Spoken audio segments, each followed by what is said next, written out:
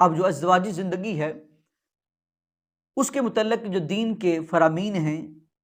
ان کو حقوق زوجین کہا جاتا ہے۔ اب اللہ رب العزت نے حقوق زوجین کو قرآن مجید کی متعدد آیات کے اندر اور آقا کریم علیہ الصلاۃ والسلام نے متعدد فرامین کے اندر جو ہے ان کو بیان فرمایا ہے، لیکن قرآن مجید کا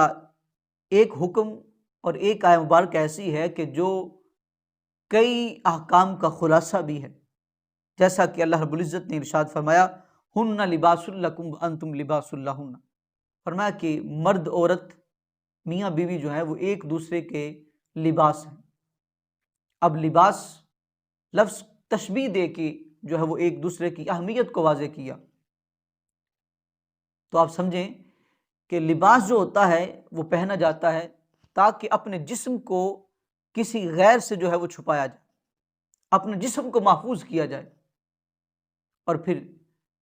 اس لیے بھی لباس پہنا جاتا ہے تاکہ اگر ہمارے جسم کے اوپر کہیں کوئی عیب ہے تو اسے چھپا دیا جائے، اور اس لیے بھی لباس پہنا جاتا ہے کہ انسان جو ہے زیب و زینت کو اختیار کرے، خوبصورت لگے، اور اسی طرح جو ہے وہ لباس وہ اپنے آپ کو سردی سے محفوظ رکھنے کے لیے بھی پہنا جاتا ہے۔ تو یہ ساری باتیں جو ہیں لباس کے مقاصد میں سے ہیں۔ اب اللہ رب العزت نے میاں بیوی دونوں کو ایک دوسرے کا لباس قرار دیا، گویا کہ اللہ رب العزت نے یہ بیان فرمایا کہ ان دونوں کا آپس کے اندر جو رشتہ ہے، جو ایک دوسرے کے ساتھ باہمی ربط ہے، وہ یہی ہے کہ یہ ایک دوسرے کو غیروں کی نظروں سے محفوظ رکھیں گے اور کئی برائیوں سے محفوظ رکھیں گے، اور پھر یہ ایک دوسرے کے عیبوں کو چھپا کے رکھیں گے، ایک دوسرے کے لیے یہ زیب و زینت بنیں گے۔ تو یہ ساری جو حکمتیں ہیں، جو سارے مقاصد ہیں، وہ اللہ رب العزت نے ان آیات کے اندر اور ان الفاظ کے اندر جو ہے وہ بیان فرما دی۔ اب زوجین کے لیے، دونوں کے لیے حق بنتا ہے کہ دونوں ایک دوسرے کے لیے ہمدرد بنیں، خیر خواہ بنیں، سخن فہم، مزاج آشنا، اور ایک دوسرے کے غم گسار بنیں۔ لیکن اس آیہ مبارکہ کے اندر جو حکم بیان کیے گئے اس کا تعلق جو ہے وہ خصوصاً بیوی کے حقوق کے ساتھ ہے، کہ جس طرح کہ اس آیہ مبارکہ کے شان نزول کے اندر بھی حضرت عائشہ صدیقہ رضی اللہ تعالیٰ عنہ نے بیان فرمایا کہ کچھ لوگ بیوی کے جو یتیم بچیاں ہوتی تھیں ان کے حق کو ادا نہیں کرتے تھے، تو اللہ رب العزت نے ان کو یہ حکم ارشاد فرمایا کہ ان خفتم اللہ تقسطوا فی الیتامی فانکحوا، تو جہاں پہ یتیموں کے حق کو بیان کیا تو وہاں پہ اللہ رب العزت نے ایک بیوی کے حق کو بھی بیان کیا کہ اس کا جو حق ہے وہ اسے دیا جائے، اور اس سے اگلی آیہ مبارکہ کے اندر بھی اللہ رب العزت نے ارشاد فرمایا وَآتُوا النِّسَاءَ صَدُقَاتِهِنَّ نِحْلًا، کہ انہیں ان کا حق بہر دیا جائے۔ تو اللہ رب العزت نے اس آیہ مبارکہ کے اندر بیوی کے حق کو بیان کیا کہ سب سے پہلا جو اس کا حق ہے مالی لحاظ سے وہ حق مہر ہے، وہ اسے دیا جائے۔ اب پھر اس کے بعد جو بیوی کا دوسرا حق ہے اس کو نان و نفقہ کہا جاتا ہے، یعنی کہ اس کے کھانے پینے کا، اس کے پہننے کا جو سارے کا سارا بندوبست ہے وہ مرد کے ذمہ ہے۔ احادیث مبارکہ کے اندر آتا ہے کہ صحابہ کرام فرماتے ہیں کہ نبی کریم علیہ الصلاۃ والسلام نے حجۃ الوداع کے موقع پر جب تمام لوگوں کے حق کو بیان کیا، انسانیت کے حق کو بیان کیا، تو محبوب علیہ الصلاۃ والسلام نے وہاں یہ حق بھی بیان کیا، فرمایا کہ مردوں کی عورتوں پر حق ہیں اور عورتوں کے مردوں پر حق ہیں۔ فرمایا مردوں کی عورتوں پر جو حق ہیں وہ یہ ہیں کہ وہ کسی غیر مرد کو اپنے شوہر کے بستر میں نہ داخل ہونے دیں، اور کسی غیر مرد کو اپنے شوہر کے گھر کے اندر اس کی اجازت کے بغیر، اس کی مرضی کے بغیر داخل نہ ہونے دیں۔ اور پھر نبی کریم علیہ الصلاۃ والسلام نے فرمایا الا وحقہن علیکم ان تحسنوا الیہن فی کسوتہن وطعامہن، فرمایا کہ مردوں عورتوں کا تم پر حق یہ ہے کہ فرمایا تم ان کے کھانے کا، ان کے پینے کا اور ان کے پہننے کو جو ہے وہ خوب خیال رکھو۔ تو اس طرح نان و نفقہ نبی کریم علیہ الصلاۃ والسلام نے فرمایا کہ یہ ان کا تم پر حق ہے، اور اسی طرح اس کے گھر کا، اس کے رہنے کا، اس کے سکونت کا جو بندوبست کرنا ہے وہ بھی مرد کے ذمہ ہے۔ اور اسی طرح اگر متعدد ازواج ہیں تو پھر ان ازواج کے اندر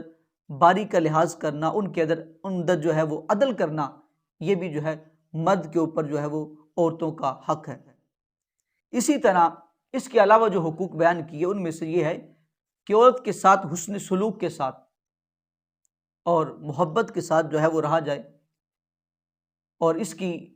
فضیلت کو بھی نبی کریم علیہ الصلوۃ والسلام نے بیان کیا کہ اگرچہ یہ کام بڑا ہی مشکل ہوتا ہے کسی عورت کے ساتھ اس کی مرضی کے مطابق یا وہ جیسی بھی ہے اسے اس کے ساتھ جو ہے وہ نبھا رکھنا، لیکن نبی کریم علیہ الصلوۃ والسلام نے اسی پہ جو ہے فضیلت کو بیان فرمایا۔ فرمایا خیرکم خیرکم لأہلی وانا خیرکم لأہلی، فرمایا کہ تم میں سے بہترین شخص وہ ہے جو اپنے گھر والوں کے لیے بہتر ہے، اور میں فرمایا کہ تم میں سے سب سے بہترین ہوں کیونکہ میں اپنے گھر والوں کے لیے بہتر ہوں۔ اور پھر نبی کریم علیہ الصلوۃ والسلام کی جو حیات ہے، جو اسوہ حسنہ ہے، اس کے اندر بھی دیکھیں تو محبوب علیہ الصلوۃ والسلام نے ہر وہ کام جس کا ہمیں حکم دیا ہے وہ ہمیں کر کے بھی دکھایا۔ اگرچہ بعض اوقات یہ معاملہ جو ہے وہ ازدواجی زندگی بڑی ہی مشکل ہو جاتی ہے کہ عورت کی فطرت یہی ہوتی ہے کہ وہ سخت مزاج ہوتی ہے، سخت زبان ہوتی ہے، لیکن اس کے ساتھ بھی شریعت ہمیں یہ حکم دیتی ہے کہ اس کے ساتھ بھی حسن سلوک کیا جائے۔ مولانا روم علیہ رحمہ نے مثنوی شریف کے اندر ایک بزرگ حضرت خواجہ ابو الحسن خرقانی علیہ رحمہ آپ کا واقعہ جو ہے وہ نقل کیا ہے کہ آپ 4 صدی ہجری کے بہت بڑے بزرگ ہیں، زمانہ ان کو شیخ مانتا ہے، لیکن گھر کا حال یہ تھا کہ ان کی جو زوجہ تھی وہ بڑی سخت مزاج، سخت زبان تھی۔ مولانا روم علیہ رحمہ فرماتے ہیں کہ آپ کے مرید دور دراز علاقے سے آپ سے ملنے کے لیے آئے، اور آپ کے گھر پہنچے تو آپ کا دروازہ کھٹکھٹایا تو زوجہ باہر آئیں تو کہا کیا بات ہے، کس سے ملنا ہے؟ تو مریدوں نے کہا کہ ہم نے شیخ صاحب سے ملنا ہے۔ اب وہ بڑے سخت زبان انہوں نے استعمال کی کہ تم جسے شیخ مانتے ہو، جسے شیخ کہتے ہو، وہ شیخ کوئی نہیں ہے، میں تو اس کے ساتھ رہتی ہوں۔ لیکن کہتے ہیں کہ بڑے مایوس بھی ہوئے، لیکن لوگوں نے بتایا کہ یہ ان کی زوجہ ہیں لیکن ان کی طبیعت ہی ایسی ہے، اگر تم ان سے ملنے آئے ہو تو انہیں جا کے ملو، پھر تمہیں پتہ چل جائے گا۔ اب انہوں نے لوگوں سے پوچھا کہ ہمیں شیخ صاحب کہاں پہ ملیں گے؟ تو لوگوں نے بتایا کہ وہ کہیں جنگل کے طرف گئے ہیں، وہیں پہ ہی آپ کو مل سکتے ہیں۔ اب وہ لوگ شیخ صاحب کو ڈھونڈتے ڈھونڈتے جنگل کی طرف گئے تو دیکھتے کیا ہیں کہ آپ شیر کے اوپر سوار ہیں اور ہاتھ میں سانپ کا کوڑا جو ہے وہ پکڑا ہوا ہے، اور لکڑیوں کا گٹھا جو ہے وہ شیر کے اوپر رکھ کے جو ہے وہ سواری کرتے ہوئے وہ تشریف لا رہے ہیں۔ اب یہ منظر دیکھا تو مرید حیران رہ گئے، آگے بڑھ کے قدم بوسی کی تو جب شیخ نے دیکھا کہ مرید آئے ہیں لیکن ان کا چہرہ جو ہے وہ اترا ہوا ہے تو کہا مجھے لگتا ہے تو میرے گھر سے ہو کے آئے۔ تو انہوں نے کہا کہ جی ہاں، وہاں تو آپ کے متعلق سخت زبان جو ہے وہ استعمال کی گئی۔ تو شیخ کہنے لگے کہ گرنا صبرم می کشیدے بار زن کہ کشیدے شیر نر بیگار من۔ حضرت مولانا روم فرماتے ہیں کہ آپ نے فرمایا کہ اگر میں اس عورت کو برداشت کرتا ہوں، فرمایا کہ رب مجھے اس کا صلہ بھی دیتا ہے، وہ یہ ہے کہ آج یہ شیر جو ہے یہ میری تابعداری کرتا ہے، میں اس کی سواری کرتا ہوں، اور فقط یہ بات ان کی ہی نہیں بلکہ قرآن مجید کے اندر آتا ہے کہ وَعَاشِرُوهُنَّ بِالْمَعْرُوفِ، اللہ رب العزت نے فرمایا کہ ان کے ساتھ حسن سلوک کرو۔ فَإِن كَرِهْتُمُوهُنَّ فَعَسَىٰ أَن تَكْرَهُوا شَيْئًا وَيَجْعَلَ اللَّهُ فِيهِ خَيْرًا كَثِيرًا، کہا کہ اگر ان کی کوئی بات یا وہ تمہیں ناپسند ہیں تو فرمایا کہ قریب ہے کہ اللہ رب العزت